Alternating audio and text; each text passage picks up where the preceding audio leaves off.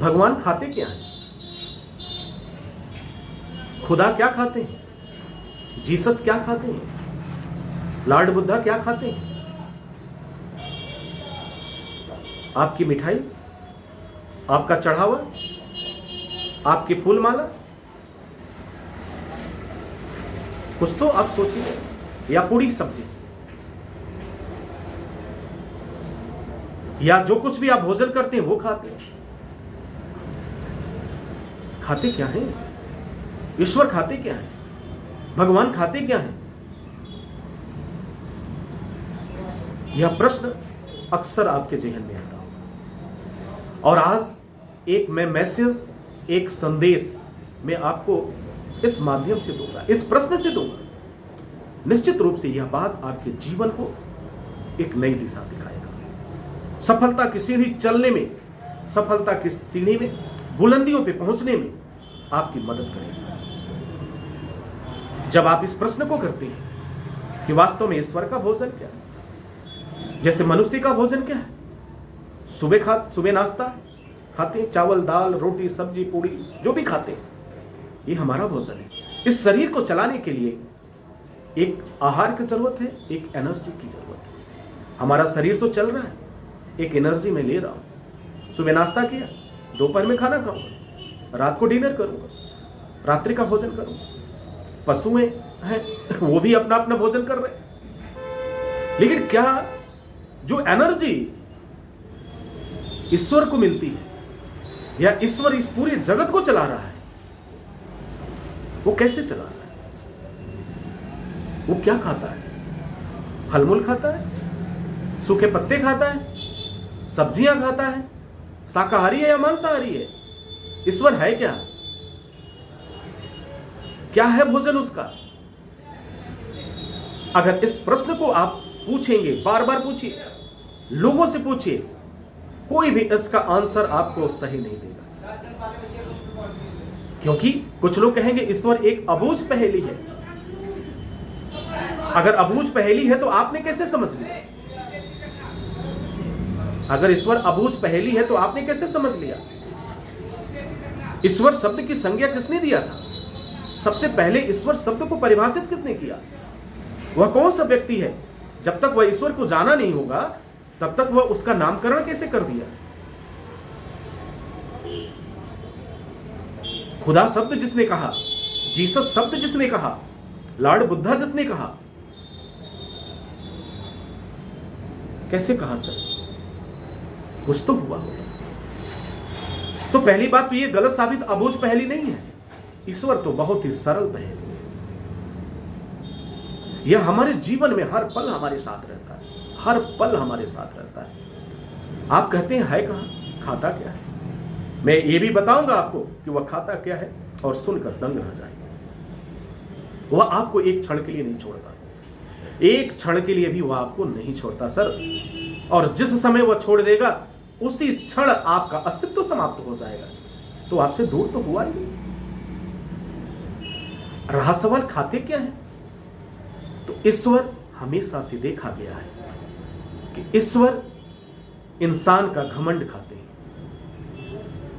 ईश्वर जो खाने की बात है, आपका जो घमंड है, आपका जो अहम है, आपका जो अहंकार है, वही तो उसका भोजन है। हम सब उसी की संतान हैं, उस ईश्वर की संतान है। वह कभी नहीं चाहता कि आप तकलीफ में हो। जब हम पैदा हुए तो उसने दो वादा किया था। उसने दो वादा किया। पहला वादा क्या किया? पहला वादा किया कि जाओ, हम तुम्हारे साथ दो तरह के स्वभाव को भेज रहा हूं। जिस स्वभाव को तुम अपने जीवन में सबसे ज्यादा प्राथमिकता दोगे, वही तुम्हारा व्यवहार बन जाएगा, वही तुम्हारा अध्यात्म बन जाएगा, वही तुम्हारा नेचर बन जाएगा। और सरल शब्दों में उस जीव ने कहा कि मतलब मैंने समझा नहीं। कहा सरल शब्दों में मैं बताता हूं, मैं तुम्हें दो गुण दे रहा हूं, एक अच्छाई और एक बुराई, दोनों तुम्हारे साथ हैं। अच्छाई को अगर अपना बना लोगे, जीवन भर मुस्कुराते रहोगे। बुराई को अपना बना लोगे, मुस्कुराओगे जरूर, लेकिन तिल तिल मरते रहोगे। कहां ये बात तो समझ में आ गई। और यही कारण है कि ईश्वर हमेशा लोगों के घमंड को खाते हैं, ईश्वर हमेशा अहंकार को खाते हैं। और ईश्वर की सत्ता है तभी मैं बोल रहा हूं और आप सुन रहे हैं। ईश्वर ने कहां निवास किया है? हमारे हृदय में। ना तो वो पूरी सब्जी खाते, ना तो मिठाई खाते, ना तो आपके चढ़ावा खाते। अब इसके अंदर जो है आपका स्नेह और प्रेम है, जो आप करते हैं, आप अपने भाव को व्यक्त करते हैं, आप निर्मल होते हैं। जब इंसान किसी को प्रणाम करता है, जब इंसान किसी को नमस्ते करता है, उसी समय उसका घमंड चूर चूर हो जाता है। उसी समय उसका घमंड चूर चूर हो जाता है। किसका? जो नमस्ते करता है उसका नहीं, जिसे वो नमस्ते करता है। सपोज अगर आप किसी ऐसे व्यक्ति का जब जाकर आप पैर छूते हैं, प्रणाम करते हैं, तो आपका कद बहुत ऊंचा होता है, आप सरल हो जाते हैं। और जो व्यक्ति जिसका पैर छूते हैं, उसका घमंड चूर चूर हो जाता है। जी हां, और तुरंत बिना कहे हुए हाथ उठ जाता है, खुश रहिए, आनंद से रहिए। और ठीक है, एक दुश्मन को भी जाकर के तुम पैर छू के देखना, ये प्रैक्टिकल है, करके देख लेना। ये हाथ आपका इजाजत नहीं लेंगे और वो जरूर आपका कुशल क्षेम पूछेगा। तो ईश्वर ने क्या कहा? अच्छाई और बुराई दोनों दे रहा हूं, मर्जी जिसे अपना लेना। तो जीवन में अपनी जिम्मेदारियों, अपने कर्तव्य को समझने के लिए अच्छाई को अपना लो, जीवन अच्छा हो जाएगा। बहुत सीधा सा प्रश्न है, लेकिन यह जीवन काफी जटिल है। हम इसे समझना ही नहीं चाहते, हम इसे आगे ले जाना ही नहीं चाहते। और परिस्थितियां क्या आती, फिर हमारे सामने तकलीफ, समस्याओं का अंबार लग जाता है। तो dear students and my dear friends, ईश्वर की सत्ता है। ईश्वर कण कण में निवास कर रहा है, हमारे और आप में श्वास बनकर वह चल रहा है, हर समय चल रहा है। वही ईश्वर है। और यह ईश्वर तब तक आपके साथ रहता है जब तक आप अच्छे कर्म करते हैं। जिस दिन इसकी यात्रा पूरी हो जाती है, वो आपको छोड़ देता है। और फिर जिसे हम कहते हैं मृत्यु को प्राप्त हो जाना, जिसे हम कहते हैं मौत को गले लगा लेना, आपका शरीर, आपका ये शरीर साथ छोड़ देता है। तो शरीर का पोषण जो है, शरीर का पोषण जो है, वह दाल चावल सब्जी रोटी पूड़ी सब्जी मेवा मलाई, ये सारी चीजें। लेकिन आपके उस ईश्वर का भोजन क्या है? अच्छी सोच है, अच्छी नैतिकता है, अपने कर्तव्यों को पूरा करना है, वो भी नैतिकता को आधार मान करके। यही तो उस ईश्वर का भोजन है। अगर आप अपने माता पिता की सेवा करते हैं, ईश्वर को आपने समझिए प्रतिदिन भोजन करते हैं। अगर अपने माता पिता का सुबह उठ करके अगर एक बार चरण स्पर्श कर लेते हैं, तो समझ लीजिए कि इस पूरे ब्रह्मांड को आपने सहस्त्रों बार चक्कर लगा लिया। प्रमाण की बात करो, भगवान श्री गणेश ने क्या किया था? जब पूरे पृथ्वी की चक्कर लगाने की बात आई, तो भगवान श्री गणेश ने अपने ही माता पिता को चक्कर लगाया, 3 बार चक्कर लगाया और बैठ के लड्डू खाने लगे। उन्होंने साबित किया कि मैंने तो ब्रह्मांड को देखा नहीं, मेरा ब्रह्मांड, मेरे सब कुछ तो यही है, माता पिता है। माता पिता से बड़ा कुछ नहीं है। माता पिता ही आपके भगवान है, वही प्रथम भगवान आपके हैं। अगर माता पिता घर में तकलीफ में है और आप किसी तीर्थ में जाते हैं, किसी मंदिर में जाते हैं, सब बेकार है। हाँ, आप दिखावे के लिए जरूर जा सकते हैं, आप अपने आनंद के लिए जा सकते हैं, आत्म सुख के लिए जा सकते हैं, क्योंकि आपका अहंकार तो टूटा नहीं। और जब तक अहंकार आपका नहीं टूटेगा, मंदिर में जाकर हम सिर क्यों झुकाते थे?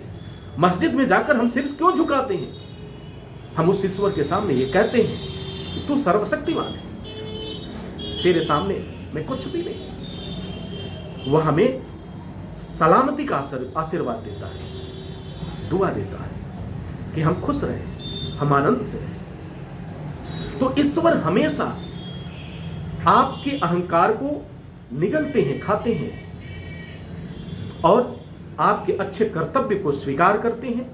अगर आपका कर्तव्य, आपकी विचारधारा अगर अच्छी रहे, तो इस पूरी दुनिया में उस चीज को फैलाते हैं, क्योंकि ये चीज समाज की जरूरत है, अच्छे विचारों की जरूरत है। विचार से ही चरित्र का निर्माण होता है। गांधी जी के अंदर एक विचार जन्म लिया कि मुझे इस देश से जो है अंग्रेजों को भगाना है। सुभाष चंद्र बोस के अंदर भी एक विचार ने जन्म लिया और इस आज़ादी की लड़ाई में कूद पड़े। 1947 से पहले हम सब लोग गुलाम थे, लेकिन आज आज़ाद होने के बाद भी हम गुलाम हैं। और गुलाम किसके लिए? आपका जो खुद की सोच है, आप उसके गुलाम हो चुके हैं। आप अपने नैतिकता के गुलाम हो चुके हैं। नैतिकता जो है एकदम उसका पतन हो चुका है। और दुर्भाग्य है, पहले नैतिकता की बात हमारे परिवार में सिखाई जाती थी, अब नैतिकता की बात हमें किताबों में सिखाई जाती है, हमें विद्यालयों में सिखाई जाती है। तो भारत फिर अब सोने की चिड़िया नहीं रहा। सोने की चिड़िया बनेगा आपकी नैतिकता से, आपके कर्तव्य से, आपके विकास से, आपकी सेवा भाव से, आपके माता पिता की खुशहाली से, उनके चेहरे की मुस्कुराहट से। तो मैं आपसे गुजारिश करता हूं कि अपने भगवान की इज्जत करिए। भगवान आपके माता पिता ही हैं, उनका सम्मान करें, उनका इज्जत करें। अगर उन्हें खुशियां नहीं दे सकते हो तो प्लीज तकलीफ भी मत करो। मेरा ये निवेदन है। अगर आप इतनी सी बात मेरी मान लें तो शायद मैं समझूंगा कि परिवार, अपने इस हिंदुस्तान के परिवार की एक भूमिका मैंने निभाई। Wish you all the best. Thank you for watching. Thank you for love.